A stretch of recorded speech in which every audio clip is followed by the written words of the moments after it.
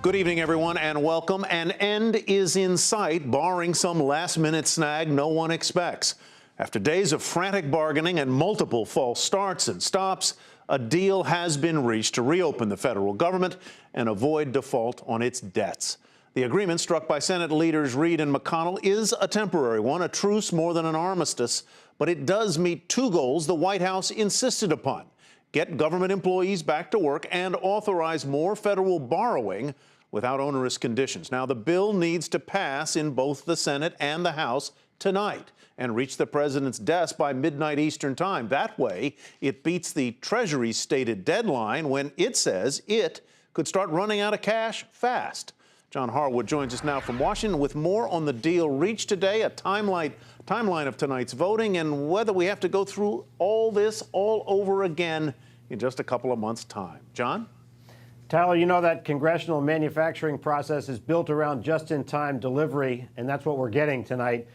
We expect that the Senate is going to pass this bipartisan deal between Harry Reid, the Democratic leader, Mitch McConnell, the Republican leader, around 7:15 p.m. Eastern time. It would reopen the government through January 15th. It would raise the debt limit through around February the 7th.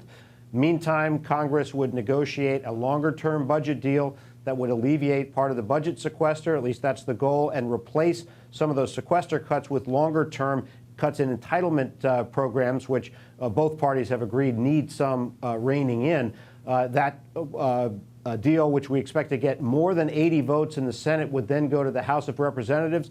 Speaker Boehner, after meeting with his members this afternoon, said that blocking the Senate bill will not be a tactic for us. So Republican opposition has essentially collapsed. That doesn't mean a lot of Republicans won't vote against it, but this is going to become law, be signed by the president, and it represents an alleviation of this threat of default that's been hanging over us for several weeks. And so, John, and then we're going to go through all of this again in January and February. Do you think Washington lawmakers have learned anything from this, or is that a dumb question?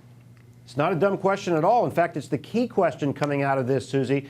The president's goal in striking the line that he took, which is I'm not going to negotiate for Congress doing its job on reopening the government and raising the debt limit, was he's trying to break the habit of Congress getting into crisis mode and doing last-minute haggling that he considered unreasonable. So if he's right, if the president's calculation was right, we won't have as much drama in January and February. But we don't know that. Some of his advisors aren't so sure that he broke the habit. But we're going to wait and see whether Republicans take a different tack next time around. All right. Thanks a lot, John. John Harwood reporting from Washington.